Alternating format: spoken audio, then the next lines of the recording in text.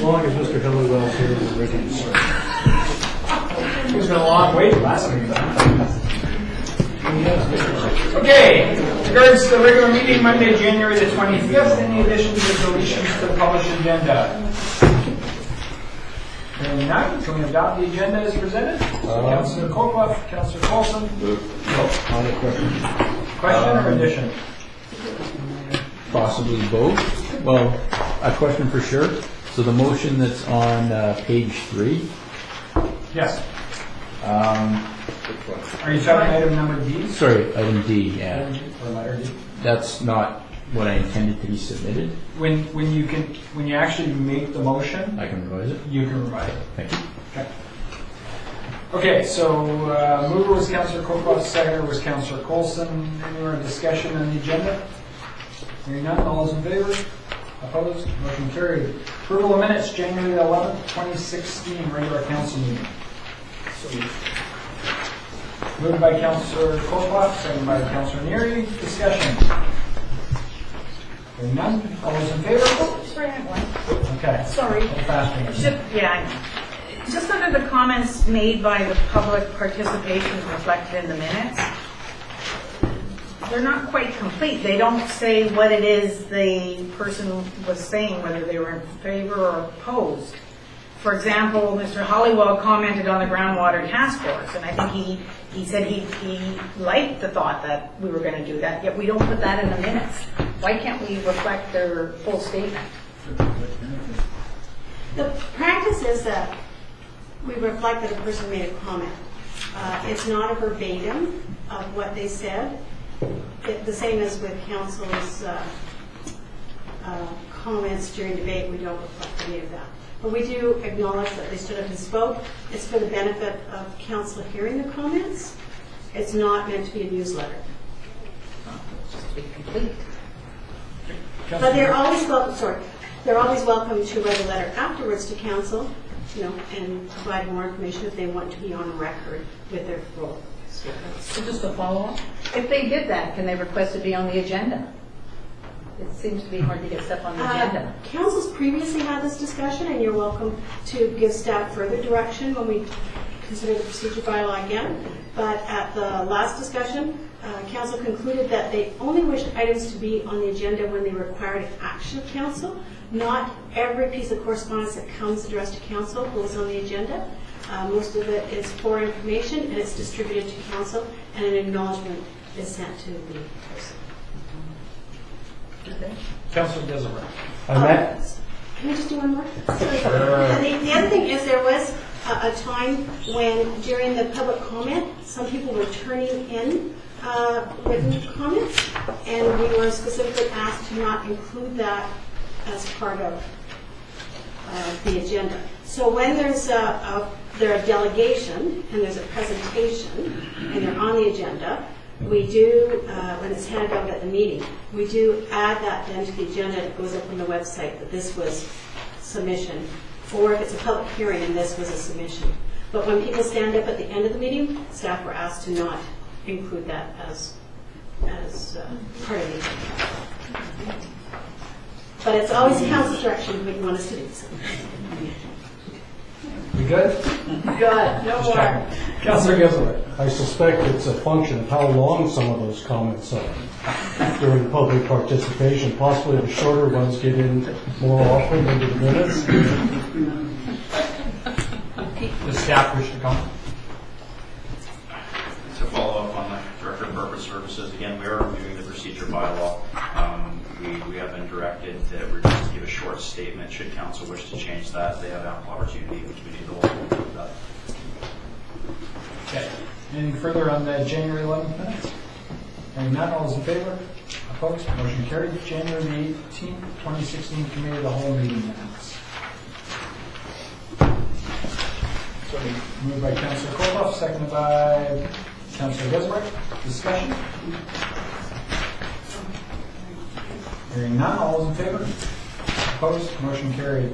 Correspondence, letter from Chair Veenhoff of the RDN with regards to the Regional Growth Strategy Amendment, RGS Minor Amendment Criteria. As they suggested dealing with it there.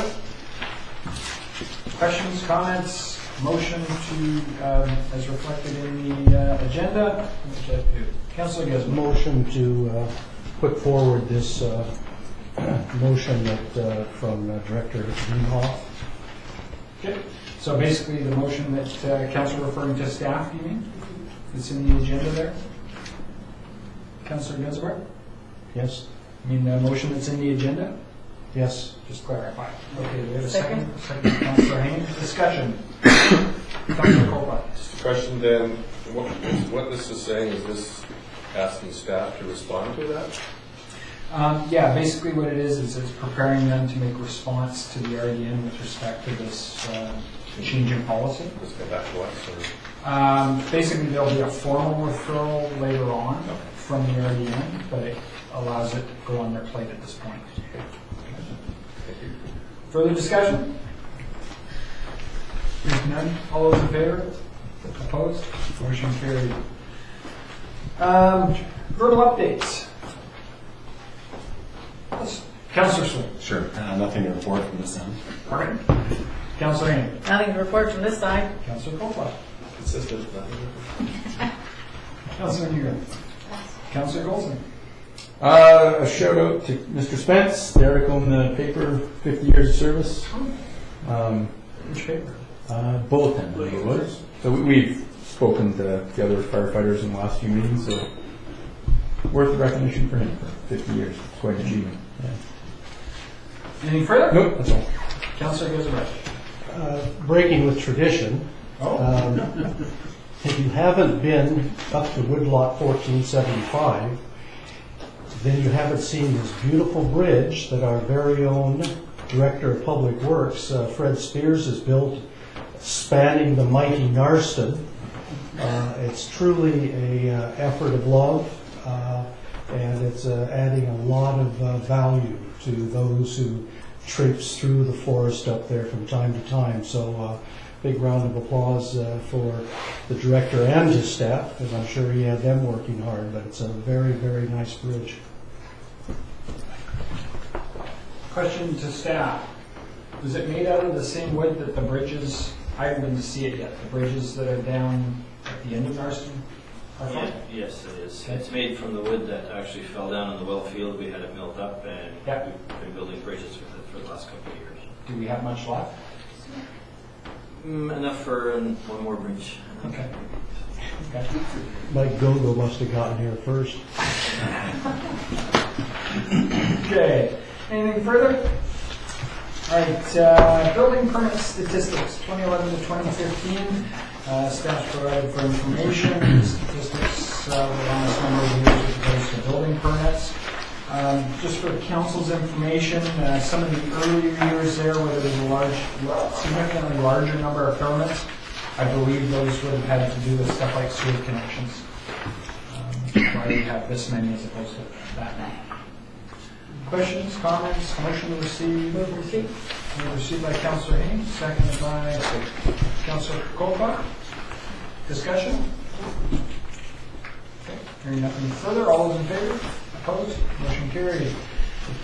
Strategic plan endorsement. Mr. McIntosh has put together a report reflecting our strategic planning sessions for 2016 to 2018.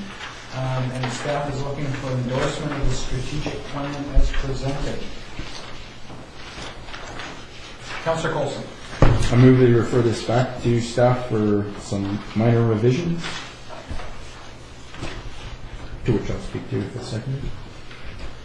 I'll second that for discussion. Seconded by Councilor Neary. Discussion. Councilor Coulson. Yeah, I'll start off page 21, the strategic topics. Communication, engagement, and transparency is missing from that list. And that was the highest ranked item based on council votes. So that needs an appearance there, I would suggest. I also might recommend that we present those topics in an order of priority to reflect the way the voting was conducted. Page 23, that table is also missing the communication and engagement language. And then there was another section further on, which I can't find off the top, but anyways, Those would be my points of suggestion. Yeah. Just for clarification, that page 23, you mentioned that page 21 about priority, would the same comment then apply to 23 as well? Yeah, exactly. And we have the priorities on Sorry, further- ranking might be better. ranking. Yeah, there was a list further on page 33. The short list had it in order of council score there.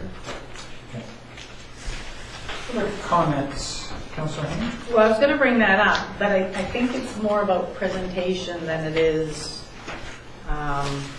whether it's there or not. For example, on page 23, we don't have the communication, engagement, and transparency on here, which it would have been nice to see this, but I'm suspecting this is Gord McIntosh's report. So I was hoping staff would edit it, because we brought it up last time, but it wasn't in here, so I was hoping it would be. But I'm suspecting that page 23 is not really our strategic priority list. If I'm right through the staff, is it not page 37 that is actually our strategic priority list? Page 25 is your strategic priorities chart, and item 2 is communication, engagement, and transparency. 25. Sorry, of the agenda. Yeah, but I saw that on there, but that kind of just came out of our conversation, whereas on page 37, we have a much more detailed list of strategic priority work programs, and then we put in there as number 2, the communication and engagement. So it almost looks to me like that, this page 37 is our strategic priority list, trying to follow all this.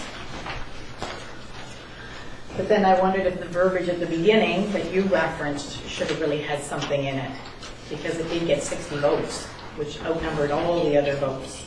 Well, I guess just from my standpoint, just in terms of consistency, I guess if somebody's reading through it, for example, they'll see the strategic topics on page 21, then they'll get to the item on 25, and all of a sudden there's this communication one showing up. So they're wait a minute here when they try to cross-reference. Mr. McCray. Yes, Your Worship. In response to a few of the questions, yes, number 1 is that the chart that council had amended, we did receive this report back from the contractor who had made some indications that this was a strategic topics. Again, we have no problem amending it as per what we've done for the chart.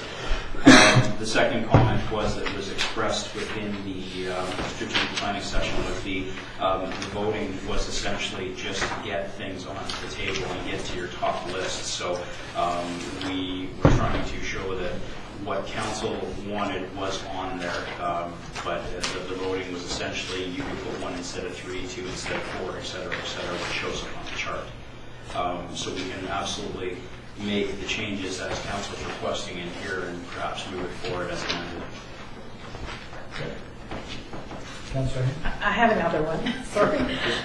And now you get time to reflect on what happened and watch the video and well, just in general, on page 37, under the water management and water, the whole water issue, in our strategic planning session, we talked about how, you know, the City of Nanaimo water agreement is our backup supply for future water needs. But we all agree that it has to be amended before that can happen. Otherwise, we can't use it.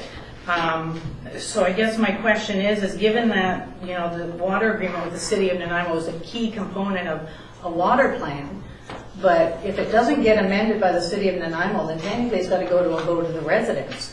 Should we not have something in here so we recognize that there could be the requirement for a vote, given that if Nanaimo says no to amending the water agreement, which we talk about throughout this document, about having to amend the water agreement.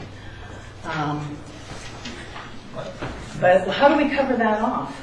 Okay, from my standpoint, in the next issues is the water master plan. Okay. And so in my mind, kind of the implementation of it, which might or might not include other administrative or procedural aspects, would be encompassed in that plan. I don't think it needs to be a separate thing because you start getting into all these what ifs and you're listing things like this. But we need to make the residents aware that there may be a requirement. You know, we could have all these rainbows and puppy dogs out there, but if this doesn't get amended, then that changes completely our water strategy. So, And before I turn it over to Councillor Swain, on a number of these things, that's the case as well. So you can't, if you start getting into what ifs, your priorities and your list and your actions become this long, and all of them say, well, if A, B, and C happens, we got to do D, etc. I think the aspect of having the broad-based water master plan comment in there, in my mind, kind of encompasses that. Councillor Swain? Yeah, I just want to call a point of order. I think we're kind of getting off track. Is staff not looking for an endorsement of the strategic plan? Now we're going off in these tangents. but there's a motion on the floor to send it back to staff, so we're just raising concerns. Why? We're also, we are receiving a professional report. If we're not happy with the professional report, then we don't endorse it. But I think to go back and approach this professional that actually is, or this contractor that has come done the service for us is kind of meddling, and I don't understand necessarily what that has to do with our governance. However, it is our strategic priorities, and while the contractor helped us to create the document effectively becomes ours. And so what I was hearing was changes to the document to allow council to take ownership of the document from the contractor. Mr. McRae? Yes, Your Worship, it is in fact, much like the budget, which everything else that comes before council, it is council's document. In saying that, looking at things such as the details, this is more setting your policy direction on this, where staff is responsible for the operational details. So, for lack of a better term, you give us the playbook and we get you in the end zone. So, this is our playbook, and that's what we're trying to get endorsed so we can move forward. Councilor Mary. Thank you, Your Worship. For the sake of expediency, I would suggest that we defeat the amendment to refer back to staff and amend the motion so that it is endorsed with amendments reflecting the strategic priorities that we amended at the last meeting. Because otherwise, I think this debate is getting very confused about the substance of what we're deciding. I certainly agree that there needs to be some amendments to the strategic plan as presented, which were made after the consultant was requested to complete his report, and he probably during that process was completing it, and in the meantime we just tweaked it, and the plan needs to reflect that. So I would suggest that in order to expedite this, we can endorse this plan, just ensuring that it's amended with the details that we require it to be amended with. Councillor Coulson? So how do we provide staff with the details that we'd like to see amended if we don't have the discussion that we're just trying to have here? Okay. That's a question. Okay. Because, I'll keep rambling then, because a boo-boo was made, essentially, right? The table on page 23 doesn't match the picture that we developed. Consistency. Whatever. It doesn't match. And so that's, I've got pictures of it. It should match before we endorse it. Okay, so is there any other items that in your review of it that you would suggest get changed? Because No. basically what Councillor Neri is saying is if we've got an idea of what needs to be changed now, Yep. we can endorse the plan, directing staff to make those schedules consistent and endorse the plan as amended. Yes. Is that your point, Councillor Neri? Mm-hmm. Yeah.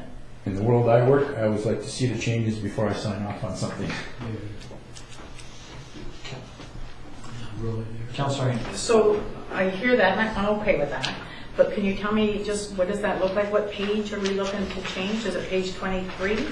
Or Well, I think we're getting off track. If we're going to do that, we'll discuss it when an amendment is made, but we're actually speaking to the amendments on the floor at the moment, which is to refer it to staff.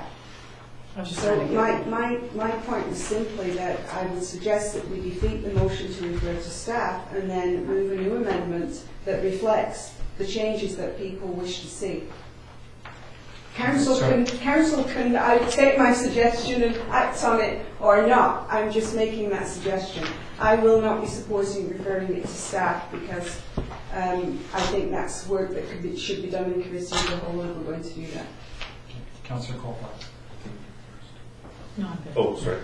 I like what Councillor Neary is saying here, because it sounds to me like what we want to do is make this consistent with what we decided at the last meeting. It was reflected, I guess, on page 25.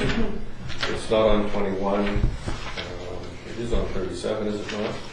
So, yeah. So really, is it not just making that change, inserting these strategic communications on page 21 and possibly 23? And some verbiage. But the other thing is that, this was a process that we went through, and there's reference to the numbers and the voting and all that sort of stuff. We voted initially, and then we picked the top ones. Somebody might not have voted anything that made the top list, but once we moved to the top list, people started participating on that. So I think the voting prior to that is somewhat irrelevant. I think I think the key here is that, on page 21, it says the topics. On page 23, there are priorities chart. And on page 37, it's a work program. So really, the work program is the most important one, and it's on there. I don't have any trouble adding it to page 20. 21? 21 and 23. Well, 21 and 23 would be easy to insert them in there. So the changes would be to add strategic communications to 21 and 23. So I support Councillor Neary's suggestion there that we defeat the motion, make a motion to that effect. Okay. Any further discussion on the motion to refer? Yeah, my concern is just around on page 33 with the voting. I was absent for day 2 of the strategic planning session. And, how far are we going to peel this back? Because if we're going to peel it back so far, then maybe we need to get the consultant back on the phone, and I can actually put my votes in on those items as well. Because that's likely going to change some of these items. And if we're going to be focusing on, where these items sit or where their scores are, rather than just focusing on what we need to do, I think we just need to figure out how far we're going to go back on this. Because if we're going to go way back on it, then let's get the consultant on the phone and I'll make my votes. Okay. The suggestion is made in terms of peeling it back. It's just the addition to an item on the strategic topics list on 21 and as well on 23. Yeah. That's what I was hearing from Councillor Copeland and Councillor Neary. Those things would be there, and then those would be consistent. When it comes to the ranking side of things, there are voting details within the report itself further along. So somebody could cross-reference those and look at those if they're reviewing the report itself. So in my mind, that's in terms of peeling back, that's as far as it's going. It's just making sure there's consistent titles between the list. Yeah. Councillor Gizmer. I'd like to call the question. Okay, any further? Good. Okay, all those in favor of the motion to refer? Opposed? Motion defeated. Okay, Councillor Neary. I make an amendment that the strategic plan, the 2016-2018 corporate strategic plan be endorsed with amendments that reflect the strategic priorities chart, or is consistent with the strategic priorities chart that was approved by council at the, which meeting was it? January 11th. January the 11th meeting. Second by Did Councillor. Ms. Coates get that? Does that make sense? Council endorses the 2016-2018 corporate strategic plan as amended to be consistent with the 2016-2018 strategic priorities chart endorsed January 11th. Is that sufficient? Yes. Okay. Councillor discussion, Councillor Gisler. I was seconding. Oh, sorry, I got a second over here. Oh, okay. I'll defer. Okay, discussion. Sorry, who was the seconder? Councillor. So just real quick, so that includes covering off pages 21 and 23 to have that? Any further discussion? None, all those in favor? Opposed? Motion carried. Oh, that was Is there any motion?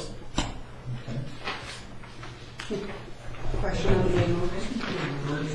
Just procedurally, kind of backing up a little bit, the original motion itself, was it to endorse and then there was the referral motion? No. You It had. was just directly to The refer? first motion was to refer. Yeah, It wasn't on the floor. yeah. Uh, I was So thinking Mary Councilor made a Lee's motion motion to as an amend. amend and endorse in the same motion. So effectively, that. Okay. Okay. Reconsideration of the January 11th, 2016 well 6 motion. I've just got a couple of comments first. Some of you may be aware, some of you might not be aware that kind of after each meeting, I go home and I reflect on what went well and what went poorly at the meeting. Reflecting on the meeting from January 11, 2016, it was evident that the discussion didn't appear to me that it was about whether or not to do well improvements, but just mainly the order in which they are to be done. There were additional comments, however, regarding where well 6 should be drilled, but I'm not going to directly consider those here. If the discussion was whether or not the improvement should be done, then the outcome may have been different. In my mind, for the most part, it came down to whether or not we should do wells 4, 9, and 12 first or well 6. There were good points on both sides, including cost per cubic meter, overall cost, possible production improvements, as well as requirements to redevelop or maintain our wells in any case. For example, the Lanceville and Nanaimo Water Agreement states that we shall maintain in operation the existing wells and take reasonable actions to maintain the production of those wells to at least 2014 levels. So as a minimum, these in-ground improvements will need to be done at some point, in my opinion, anyways. And while referral to the task force committee or whatever we end up calling it would result in further study of the order, it would not change the requirement to do the actions.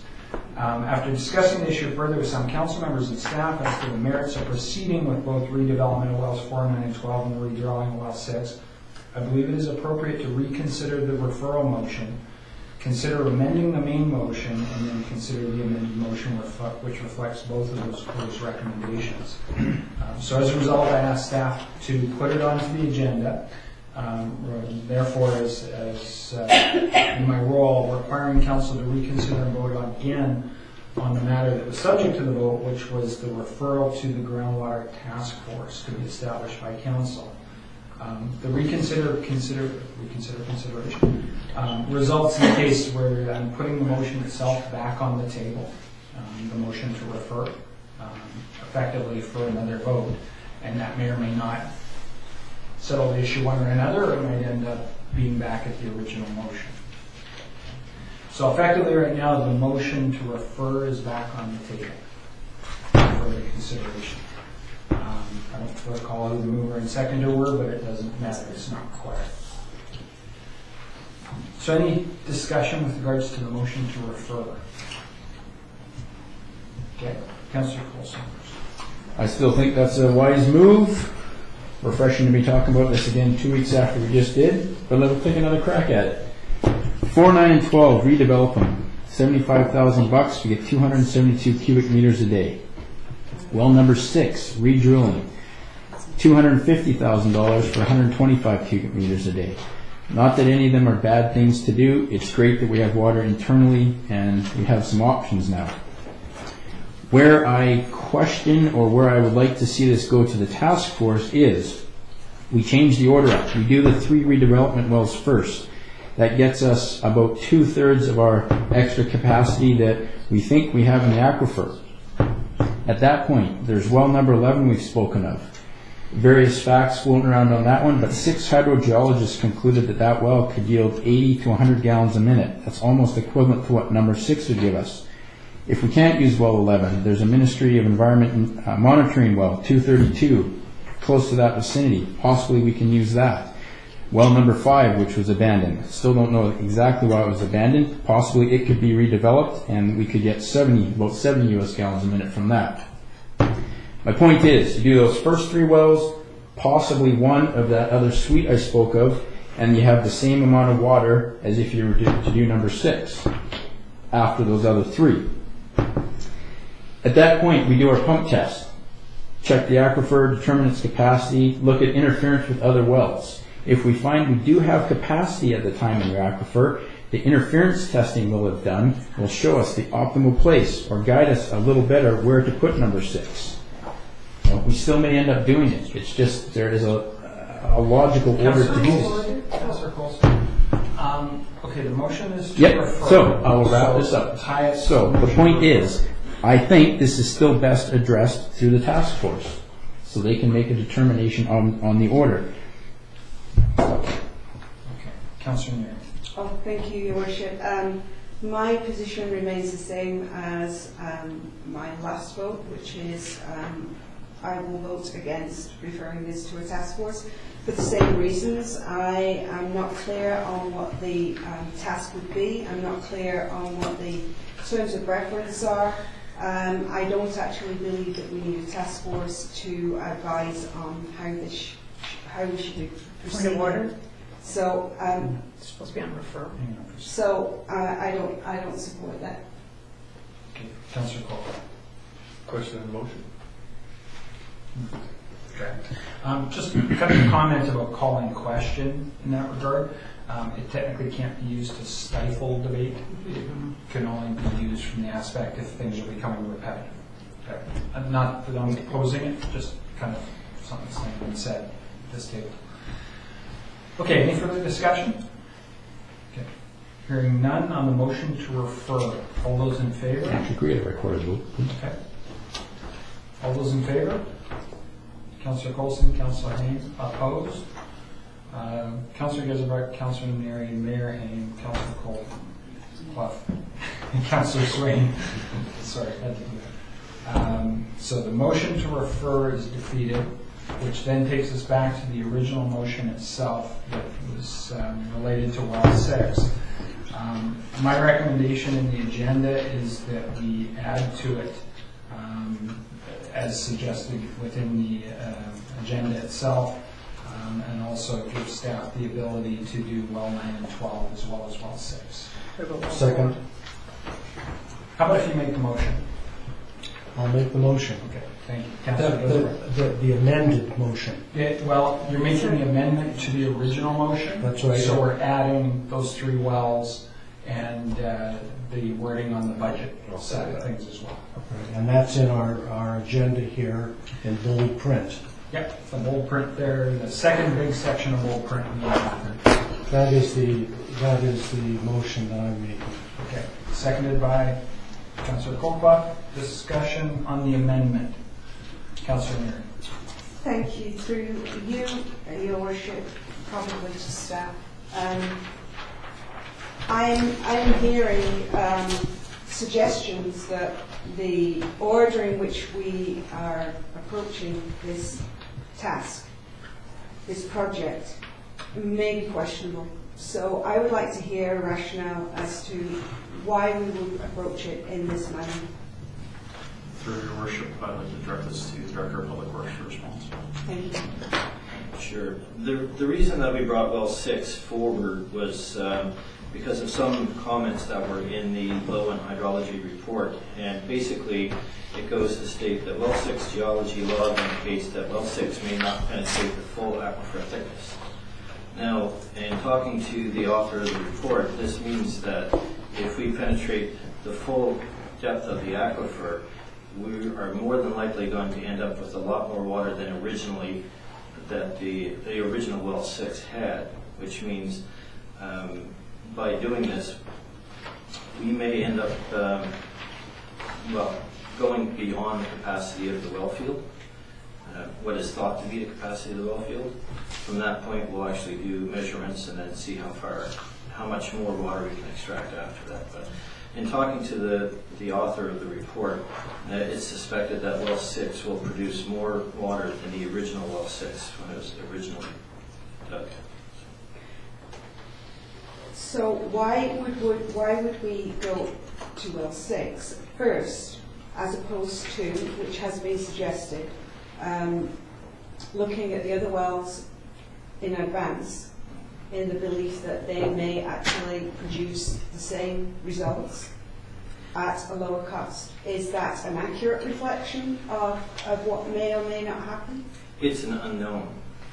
Basically, right now, when we're looking at rehabilitating the other wells, yes, we can expect to get the original yield that was originally done when the well was first produced.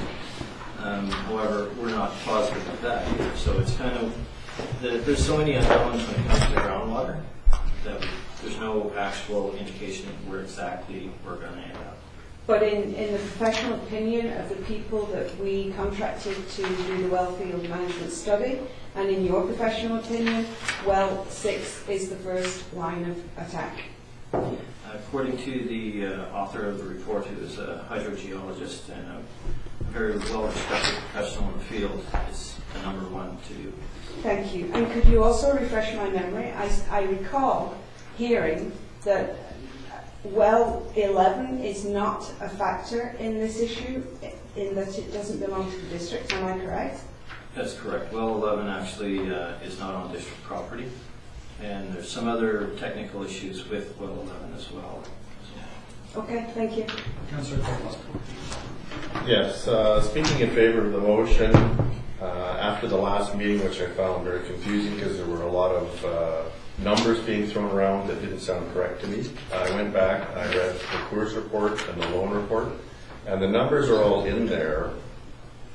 Using the figure of $250,000 for well 6 and $75,000 for 4, 9, and 12 is not comparing apples to apples. If you actually look in the report, the cost to redevelop well numbers, to redrill well number 6 is about $68,000.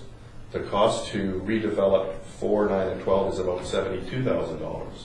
The additional money to take well 6 up to $250,000 is for above ground infrastructure once the work's done, which are things that are already on our to-do list. So all of this work, all 4 wells and the above ground, is all part of ongoing operation and maintenance. If we proceed with 4, 9, and 12 and are successful, there's still a big lump of cash that needs to be spent on the above ground. So really, when you're looking at the actual numbers for 6 versus 4, 9, and 12, it's $68,000 versus $72,000. But regardless, what we're saying here now, which I support, is because it should be looked at as routine operation and maintenance, we approve the expenditure of the funds to do all 4 and allow the professionals and the staff on site as they go to make those decisions as they get more facts. The big thing with well number 6 is there's an unknown there. 4, 9, and 12, we redevelop them, which you should redevelop every 3 to 5 years.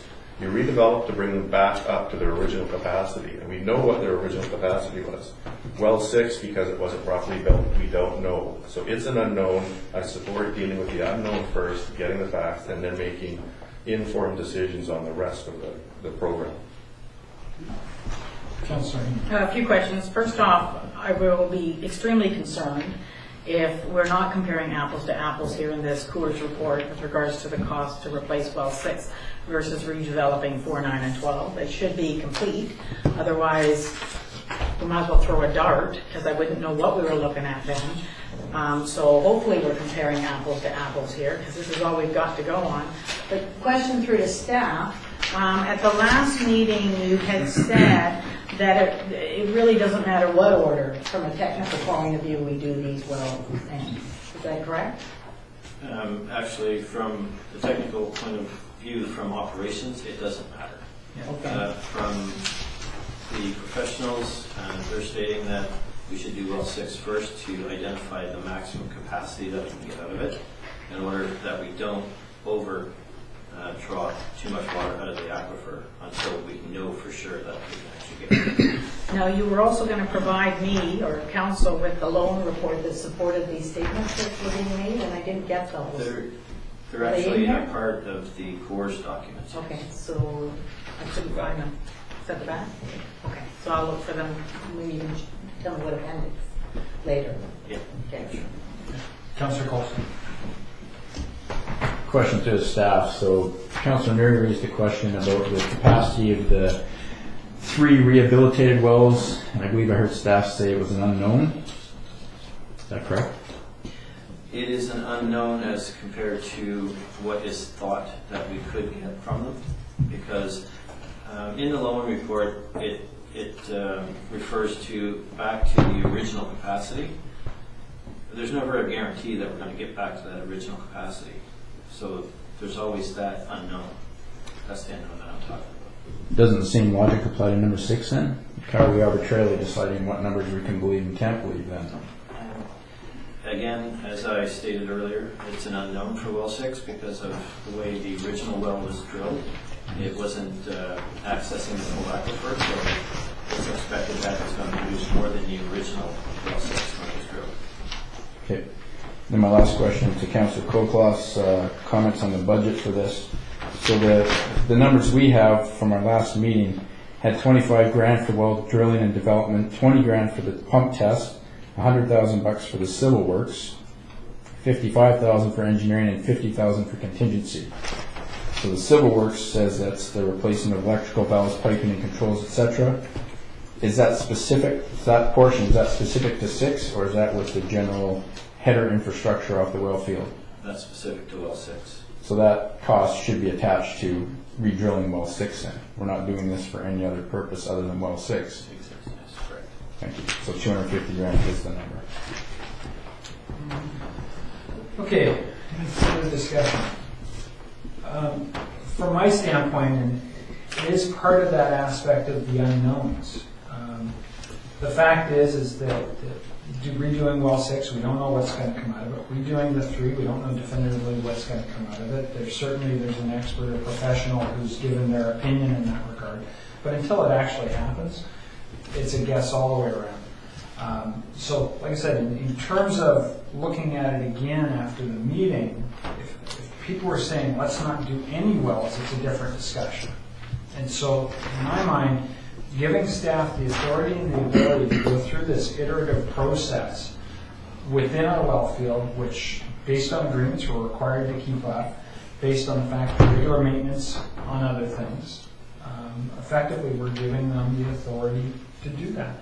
The dollars, the apples and orange things, in talking to Councillor Colclough the next day or a couple of days later after the meeting, we raised that. And so, for example, in terms of the number here, the 375 in the motion, if we'd taken the two things and added them together previously, it would have been 325. So there has been provision for some works, regular maintenance works, let's call them, that needed to be done additionally to bring them up to full operational status. So there's good reasons on all. The uncertainty is what makes people uncomfortable. But like I said, this passes this along to staff on an operational basis. They'll go through an iterative basis.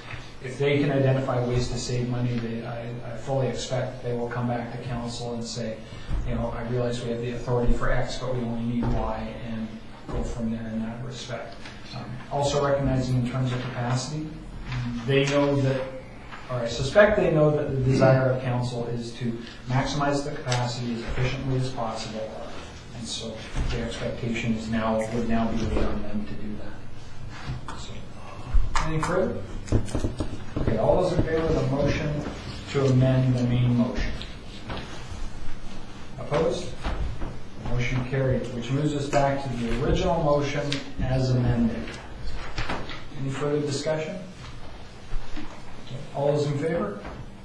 Opposed? Motion carried. Anything further on that? If I could just kind of make a comment here.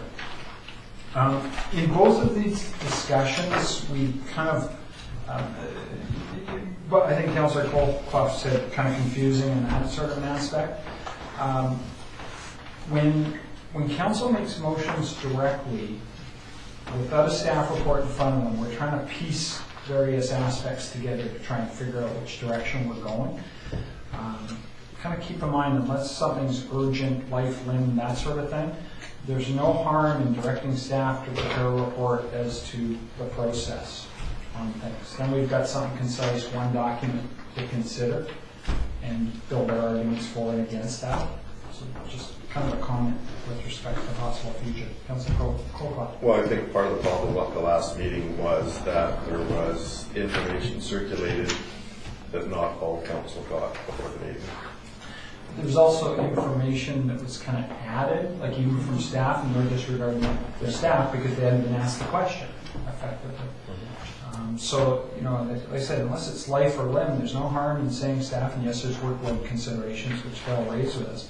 No harm in asking for reports so that we get it in that kind of confined document. Just a suggestion.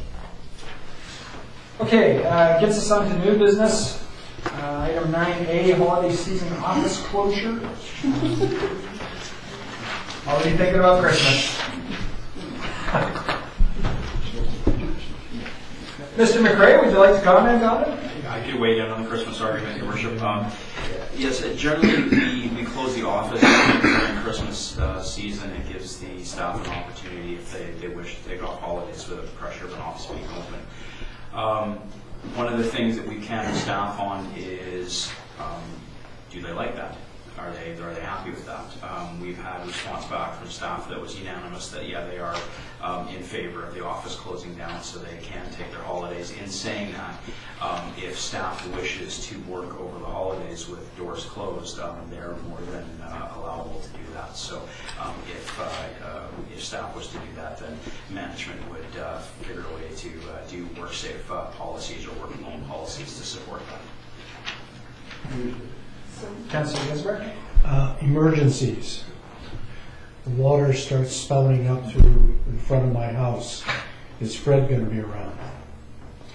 Through Your Worship, that is generally what the Director of Public Works does, is he sacrifices his Christmas to spend in the community to make sure that he's available for those calls along with the staff. Councilor Neary? Move the motion. Council approves the closure of the municipal office. Seconded by Councilor Colcott. Discussion.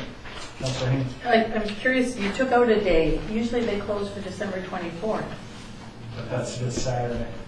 Oh, is that what it is? So we are closed. Oh, okay. So I didn't look at a calendar. I just thought maybe you're willing to work an extra day. No. Nice try. That's my thought. Any further discussion? All those in favor? Opposed? Motion carried. Item 9B, Councilor Getaway, you want to speak to item 9B? Well, I'm going to move that we congratulate the newly elected chief, Councilor Brent Edwards. I think we should congratulate all their council, but specifically, I'll make this motion here. Second. Second by Councilor Haynes. Sorry. And at the time we drafted this, he was chief and councillor, and he has since resigned as councillor. Oh, So yes. if you want to move that and councillor put it at the end and pluralize it, it would go to the chief and the councillors, if that's what you wish. Okay. So basically, a friendly amendment to the motion, newly elected chief and councillors. All right, I'll move that. Is that all right? Councilor Haynes seconded. Any discussion on the motion? Just procedural, I don't know. Do they then hold a by-election, or does the next person? By-election? Kind of curious. Okay, any further? Hearing none, all those in favor? Opposed? Motion carried. On your way out, mention to Trudy. You have to announce it to the public, the general reason of why you're leaving the chamber. This is on item 9C, by the way. Item 9C, development permit, 7375 Falls Road. That's right next door to my house, part of Foothills. Your Worship, I'd like to recuse myself. My status is questionable at the moment regarding conflict of interest, and it will depend on a decision that has yet to be made. But I think under the circumstances on this decision, I'm going to step out. So, sorry, what's the reason? My address is 6683 Harwood Drive. A decision that has to be made may put me in conflict of interest regarding this development applications because of my address and the impact that the development might or might not have on my property. So at this point, because there's a question over it, I'm recusing myself. Thank you.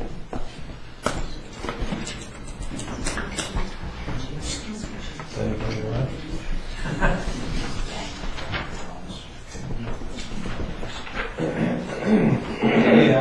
agenda item 9C, development permit application number 3060-20DP15-121. We're getting 7375 Olive Road, lot 2 and lot A, up in that area there. The property owners have made the application for a development permit related to effectively lot line adjustments. Our community planners put together a report detailing his thoughts as well as background information and the recommendation.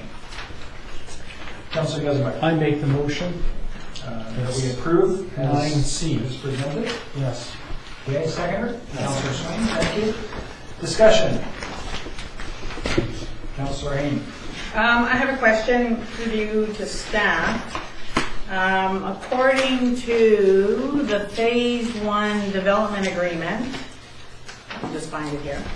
According to the Phase 1 development agreement, type in. What do you mean development agreement? Or sorry.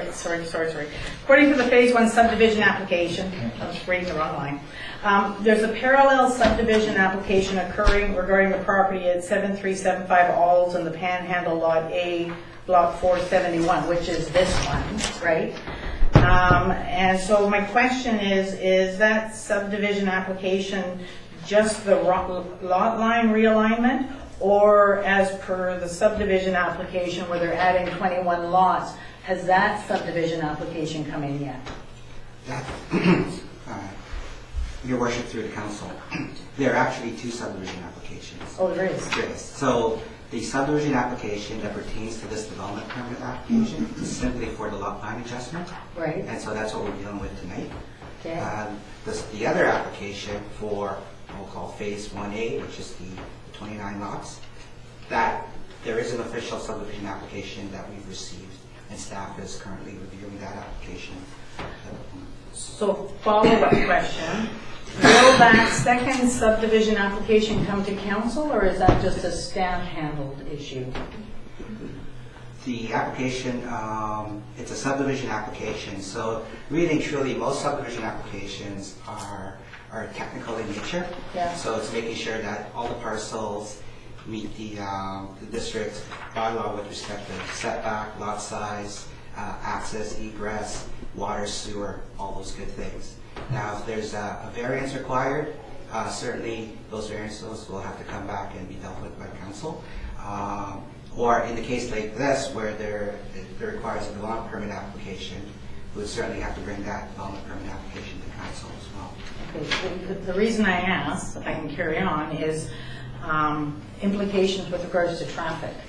We really haven't looked at how that is going to impact that intersection, the residents, the neighborhood. So I know this is about a lot line. I know that. Okay, but and here's the point. Yeah.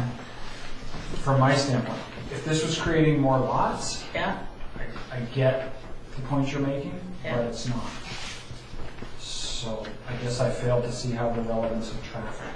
Well, it's just, when do we, if not at this time, get an opportunity to look? Will staff or will council get an opportunity to look at that subdivision application with regards to traffic implications? The answer would be no, unless something triggers it having to come back to council, such as, like I say, either amendment to a bylaw, a development permit, a variance of some sort. Other than that, the subdivision application is processed internally by staff. The approving officer, at the end of the day, I say, will have to make sure that it addresses all the requirements under Lansville's bylaw. So just including referral to the director of public works with regards to That's traffic correct. impact. That's correct. Yes, Your Worship, and that's correct. The subdivision officers or subdivision approving officer's role is just that. If it goes into the domain where it needs a variance, it needs DPs, it needs other things along those nature, then it needs to come for council for alterations. But the subdivision approving officer deals with all the things as Mr. Limshoe has expressed, so that is dealt with in house. So just to make my point, by pushing this subdivision application forward, we take away the opportunity to have input on a traffic issue on that subdivision. Okay. And yes, they are different, but it is a community neighborhood issue. Okay, I also want to clarify what Yeah. we're being asked for here Yeah. is a development permit.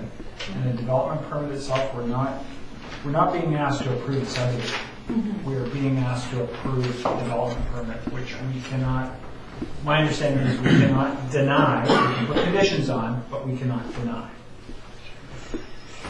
Okay, Councillor Colson. I had a question, more general. Are we able to defer this to the next meeting? Namely because I just got copies of the map that I can read just before this meeting. And I did have a number of questions I wanted to ask through the staff. Right now it's probably not the best time. So we could defer it to the next meeting, get some things answered, and then make a better decision. Okay, we do have a motion on the floor, so it would require an actual motion to defer. And Okay. I guess I move to defer this to the next council meeting so that we have further time to reflect on the information we received tonight. we have seconded. And by Councillor Hain, discussion on the deferral. Councillor Colson. No, I already said it. Like I said, just the copies that were in our original agenda package were not legible.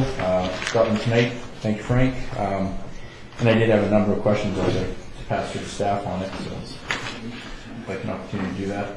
I guess if I could just ask, recognizing the motion to defer and to go to a vote, can you give me an example of clarification needed or questions? Yeah, well, some of it tied into overlapping all this stuff. The other part was around the minor concern or minor issue with dual split OCP designations and split zones. I have no idea what that means. What are the implications of that? It says it's minor, but I'd like to appreciate that a little bit better. Okay. Those are the main ones. Beyond the picture, is there any reason why those questions can't be asked tonight? Well, I'm just trying to save time. I'm told in the governance model, if you have questions, defer it and give staff a chance to answer. Except procedurally here, one of the problems we run into is the fact that until the questions are put to staff can't answer them. Yep. So kind of now's the opportunity to ask the questions, and then if they're more detailed, then I can understand. I have no idea where it's going to go. And just in our strategic plan session, in the governance section, that's what the guy said. Defer if you have questions. Mr. McRae. Through your worship, point to council is we are staff, our council's resource, so should council have any questions that need clarified at this meeting, we'll do our best to attempt the information in front. I just need to defer for a second to my director.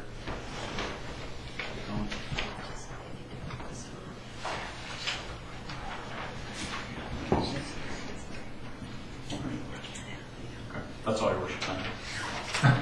No, I just needed some clarification on what we were focusing on this evening. So. Okay, so on the motion to defer, any additional discussion?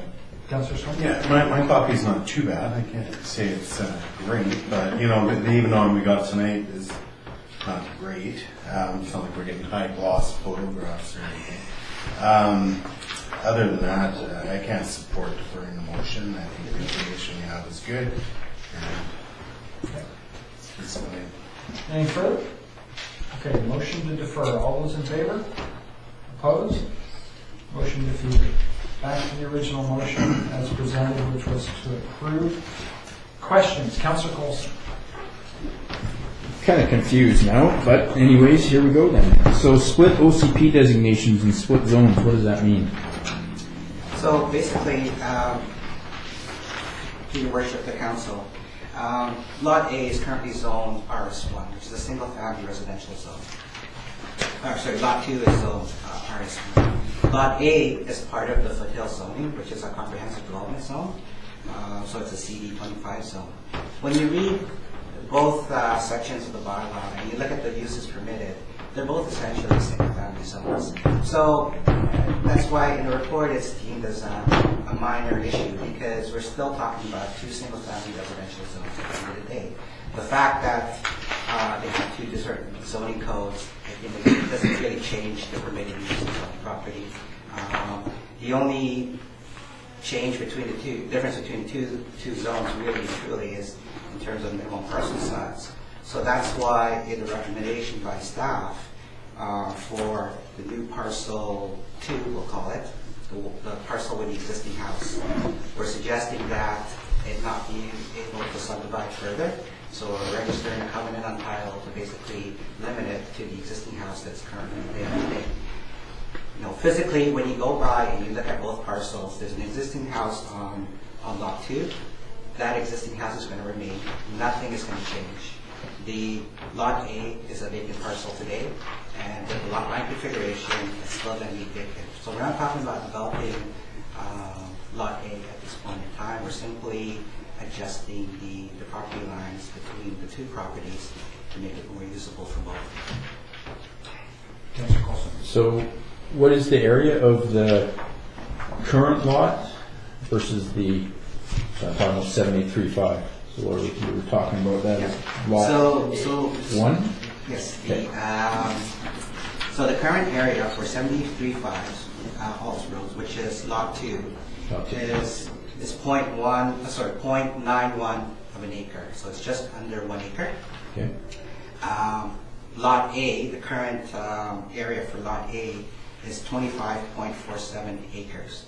And so with the configuration of the new configuration of the lot line adjustment, the area for, we'll call it Lot 1 or the new Lot 2 with the house on it, it's going to be 1 acre, which meets the minimum parcel size of the zoning for subdivision purposes. So if we register a covenant on that title that they can't subdivide further, does the current owner know that? Yes.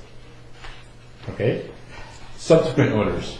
Well, Won't they be a little the short if they the covenant will be registered on title. Yep. So it carries with the land. So if the current owner were to sell it, Yep. and let's say you and I were to purchase that, Yep. there would be a notice on title which identifies that restriction. Right. And the current owner, I'm assuming, is Lone Tree Properties. That's right. So Yeah. it's the same owner for both parcels. Okay.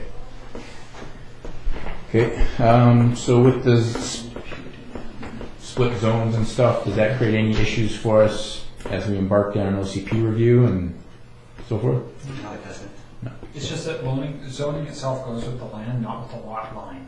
And so the fact is, within the plans, if that's designated as a specific zoning, even if you move the lot lines, that area is still that zoning. Mhm. That's why you end up with split zoning. Right. Okay. So can I jump on Councillor Haynes' questions then? Sure. So regarding this overlap, like, I know we have to consider this as a discrete request, but obviously this moves into further issues with a subdivision application pending and possible traffic implications, other concerns for the neighborhood. I think I caught that we may or may not get input to that depending on the scope and, well, depending on the scope. Is that correct? That's correct. I mean, presumably, when the lots were rezoned for Foothills development, the overall Foothills development, through that rezoning process, the applicant at the time would have been required to provide a series of studies, traffic being one of them. And so the rationale is that because the lots were rezoned, the community and council at that time considered all those studies that were available at the time of the application. Yeah. So now that the parcel is zoned CD 25, the next step is really the subdivision process.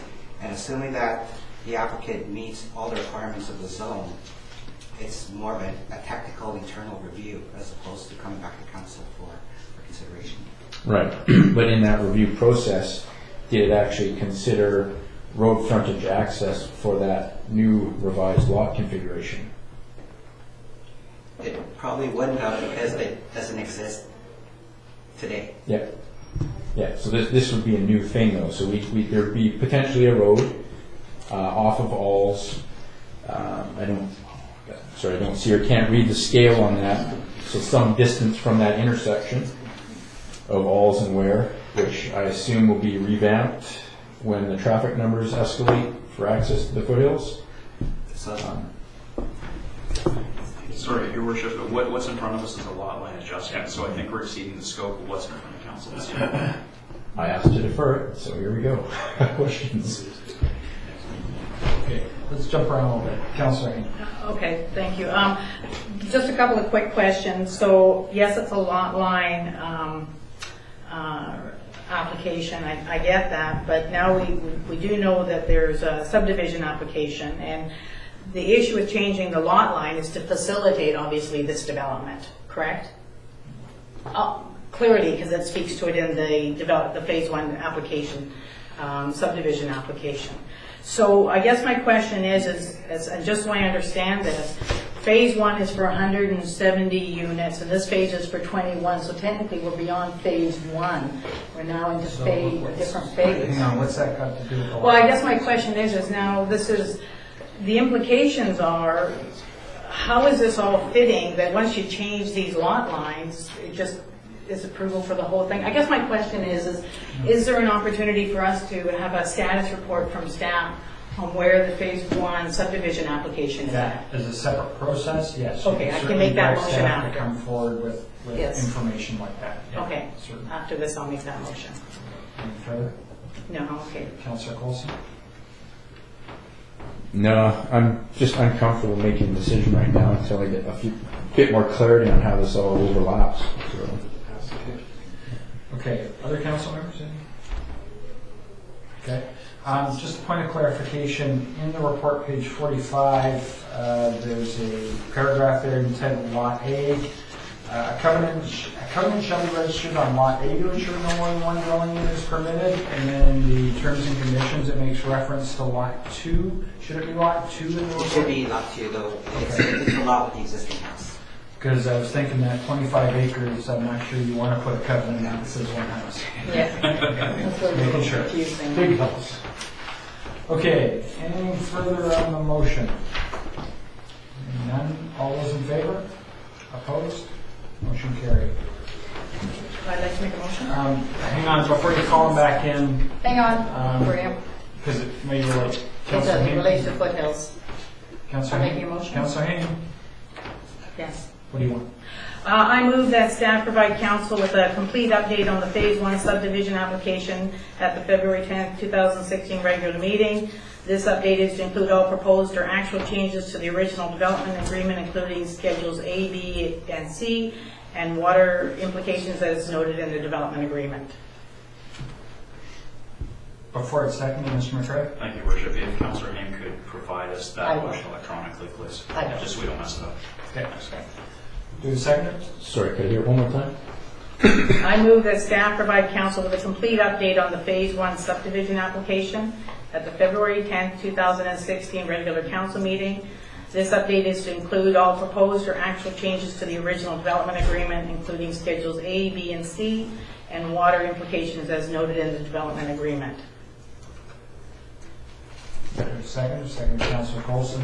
Discussion, Councillor Hain? Just speaking to it briefly, I've been provided with a bunch of information that says there's been a number of changes being suggested to the schedules. They're also, in my mind, significant because the development agreement did go through a lengthy OCB process, and that is what the residents voted on. So I'd like to know what those changes are, because technically they should be coming to council anyway. So it'd be nice to get the heads up. Okay. Any further on the motion? What was the timeline on that? February 10th, real quick. Well, actually, that raises the question. Is that realistic? Can you say? Mayor, through the council, certainly I can provide an update on the size of the subdivision application. Any further? Hearing none, all those in favor? Opposed? Motion carried. None, if you could, thanks, Dave.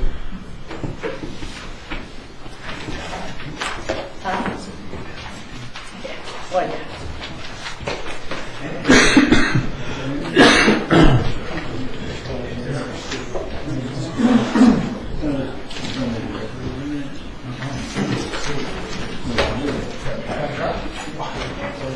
Hit the pen sign.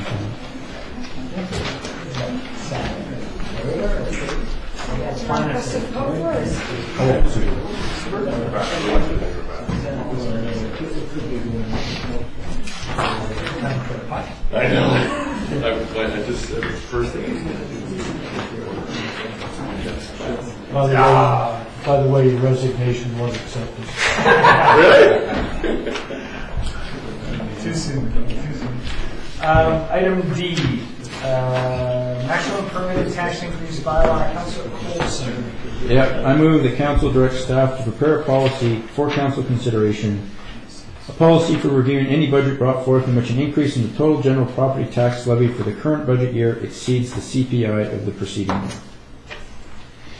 There's a seconder for that. I'll second it for discussion. Second by Councillor Hain. Discussion, Councillor Coulson? Yeah, this was just something I thought would be a good idea for us. The CPI directs a lot of many economic factors, affects how individuals get wages and such oftentimes, so I thought it'd be a nice step for council in the district to operate under similar restrictions and caps that residents have.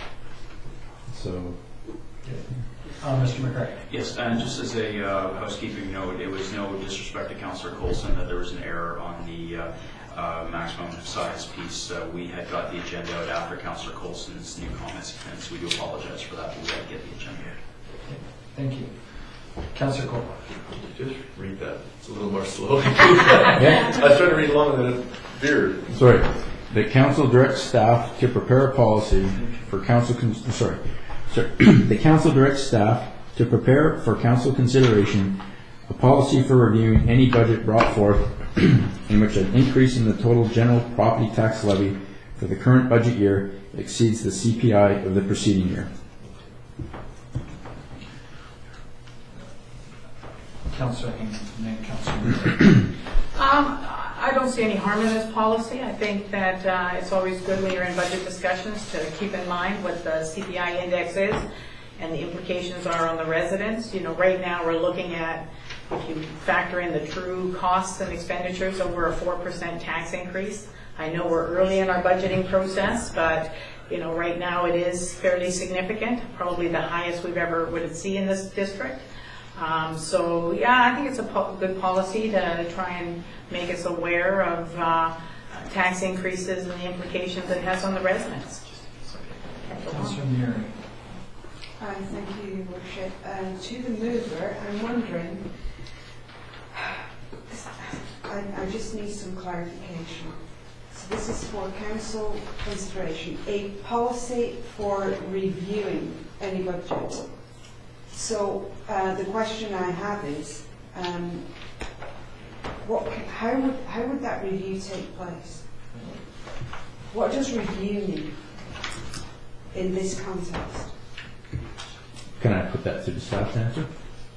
I thought it was your motion. It is, but it ultimately goes to staff, what kind of review they conduct. Just kind of clarification, staff would do a review as directed by council. So it kind of comes Here we are again.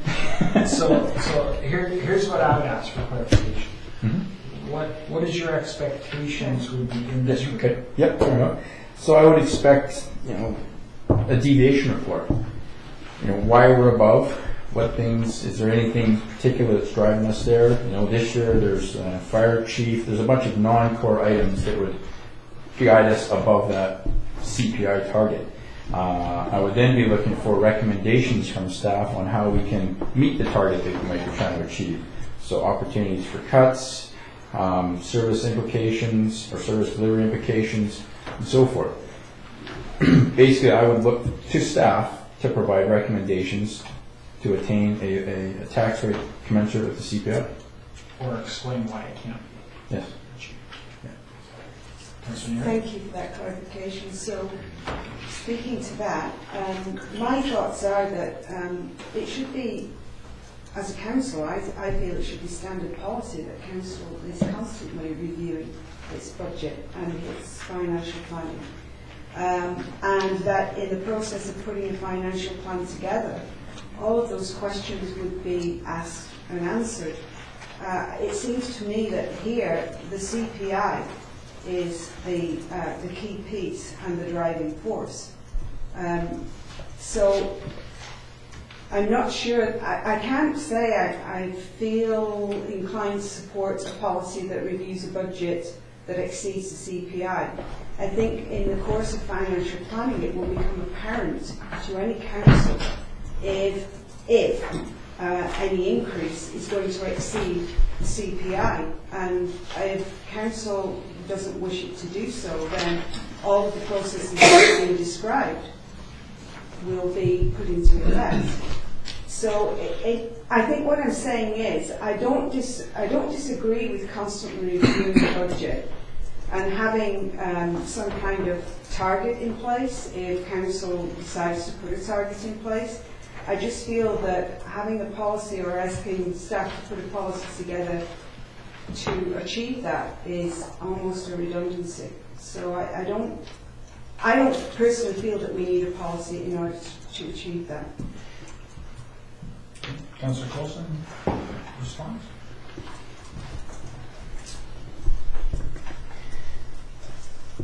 Yeah, just trying to think of how I can word it. Well, I'm not looking for a response, I'm just making my position. It looked like he was trying to, so. No, I'm just making my position. Actually, let me mention this. The idea of the CPI side of things is kind of a concept of management by exception. General public, to a certain extent, accepts CPI. So if you say, well, we're at inflation, they accept it. When you go above that, or it varies that, there's an expectation of an explanation. And I believe what Councillor Coulson's getting at is a formalized process of that explanation. And it's not directed at existing staff, it's just formalized in terms of kind of operationally what the expectations are between council and staff with regards to information. That's how I view it. Councillor Geselbrecht and then Councillor Coulson. Yeah, I'm not in favor of the motion. I think you're unnecessarily fettering council's discretion when dealing with the budget. CPI is an artificial in the sense that it's a number that the economists like to use. But if we're going to raise taxes, there better be a damn good reason. If we're going to raise taxes, there's going to be an expectation by the public that there's going to be there's going to be a raising of level of services. If you want those potholes fixed and you're prepared to pay for it, then the taxes may go up. So I don't see why we want to, at this point, pick this number, the CPI, and say that's our touchstone. That's the gold standard. Let's leave it up to council when we get to the budget. Just point of clarification, Councillor Coulson, does your motion limit the budget increase to the CPI? Or sorry, not your motion because it's referred to staff, but your thought with regards to that. Ideally, I did want it pegged, but apparently that's illegal. So I don't disagree with Councillor Neary's comments, but in my opinion, that process hasn't been happening well enough. Cowichan, I think last year, 9% tax increase was the first go-around they presented. That's ridiculous. And I'm sure they have similar intentions of making sure that it's money well spent and so forth, but that's totally divergent for what the average person gets for a wage increase. And yeah, I agree that the CPI is a manufactured number, and it's really quite a poor number. But the fact is, it's one of the key general macroeconomic indicators that does affect our wage increases and so forth. So it is possibly a fabricated number, but it does have a real impact on what we see for wage increases. And so to me, this just formalizes a little more the processes that we should already have in place and be following. I just like to see it on paper now. Okay. Any further discussion on the motion? Okay. Hearing none, all those in favor? Opposed? Motion defeated.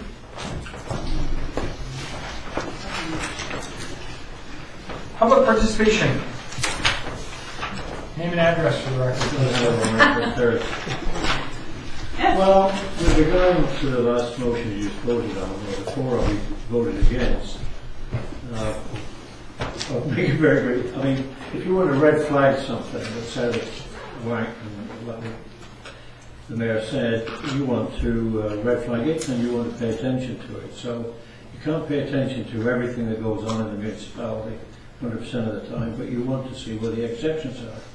And it's a good tool to use, so I don't know why you all didn't vote for it. Anyway, having said that, going to the application for a permit, just to recap here, from my understanding is that Stone Mountain took over the Foothills property from Sterling Bridge and Ronston, right, in 2013, in my understanding, and Lone Tree Forest Limited is a division of Stone Mountain. Okay, going from there quickly, you talked tonight about a permit for Block 471, was it Lot A? Yep. And Lot 4? You never mentioned 4, but I think the half acre is 4, is it not? Lot 2. 2, Lot 2. okay, well, okay. District lot 44. So I see where you're walking before you run here, because I have a concern about the traffic and what the future impact, because you've only concerned yourselves here with a half acre lot, which is giving you access to the foothills, I take it, and a 25.47 acre lot which will house some 103 family homes, which were built over a 3-year period. Now, the total acreage is 1,838 acres. So when we're talking traffic and the impact for future date to be discussed, you only discussed 25.5 acres. But there's a lot of development behind that 25 acres, up to 1,838 acres less the parkland. So traffic is a big, important aspect here. You've only got Vipon Road and Harwood Road. The way I see it, Phantom doesn't seem to mean anything here. So you've got 2 access points and exit points. And you just let this fly through here with regards to 25.5 acres. But that has a great bearing on 1,838 acres. Okay, I'll leave you to think about that. That's the traffic. I also note, I think you've got 2 wells up there, 50 gallon per minute wells. My question there is, what is the quality of that water? You may have the gallon, but what is the quality of that water? Is it potable? Sorry, Your Worship, we just want to get some clarity. Does council want us to answer these questions, or is this just something that the public wishes to communicate with us at a later time? We just need some clarification. Will that be coming back on the status report to council with regards to the subdivision application? The status report will talk about what the application actually entails for Phase 1A. So it'll outline the number of lots. There'll be a map attached to it so you can see the lot configuration. And certainly part of the consideration through our technical analysis would be looking at road construction, drainage, water, and sewage. So it'll answer that question in the status report. That's correct. Okay, so we're going to get it at the February 10th meeting. Okay, thank you. And the last point I have is regarding the minutes, they're meaningless. You do not reflect what anybody in public participation made a comment about. Just the subject matter, and that was it. Whether it was for it, against it, whether there was any meeting or comments. So it doesn't matter. It doesn't matter what you say. You don't. It's It's a waste of time having any public participation. Just one quick note about the number of lots in the 1,800 acres and that. There's still a development agreement in place, and within that development agreement, there is a condition that speaks to a traffic study after 121 lots. So the impact of the whole property related to the roads and that would be reviewed prior to the development of the whole property. Okay. So as it stands now, that condition is still in place. Thank you. Additional, Ms. Wiley. It's Wiley, Harvey Road. Tom Whips. Did anyone see the article in the front page of Waiting? It was a very good article. Are we not recognizing him as a very, he was part of he's been part of whatever for ages. Okay. Yeah, and there's discussions with respect to the proper way to recognize them. There was, for example, from my standpoint, I don't want it to be something for just a regular council meeting, because then it's like some of the other recognition. It's like, here's your pin, now go away, we've got to get on with the agenda. So there's consideration of a separate aspect. I mean, maybe a Community Shield. I mean, we still don't have the trustees up. And I keep going on and on about it. It would be nice. That is our history. He is now part of our history. He's not going to be around forever. It would be really nice to recognize. I mean, the Coston Hall was put after the Costons, who are again part of our history. If you forget your history, you know you're dead. My second thing, is staff holidays. If they take a week off and then they come in, they obviously get paid. Do they get paid overtime? Third worship, no, it's a straight day. It's at regular time. Okay, thank you. Sorry. Thank you. Further participation. Yes, Christmas. Mr. Dempsey. Brian Dempsey, 693010. Just want to say congratulations to council for moving forward with the well field. Long time coming. I was a little confused why I was going to be referred to an unknown committee to read all the reports, read all the studies, talk to all the experts, and come up with the same conclusion. So congratulations on moving ahead. Little history, well 4, 9, and 12. The redevelopment of the wells, I agree with what is being presented. You'll probably get back the same amount of water that was in there. Well 6, the history on it, it was drilled at 100 and some odd gallons a minute, turned back because of sand production. So now well 6 is going to be redeveloped. Hopefully you'll get everything that was there before, and hey, maybe even more. Worst case scenario, you have well 6 that what it's producing, and another well, whatever you want to call it, producing the same amount of water. The benefits of doing well 6 is, to me, was pretty clear. Is that you've identified that there's a potential of a unknown amount of water in the well field. So a new well 6 could get you, in my opinion, water out of the ground faster and more efficient than the current arrangements. You may end up with well 6 operating 100% of the time, and those other wells basically turned off because you won't need them. So congratulations to staff in moving forward, and I thought Councillor Kolklop did an excellent job explaining the rationale on that one. So. Okay. Any additional? Next item, motion to adjourn. So moved. All in favor?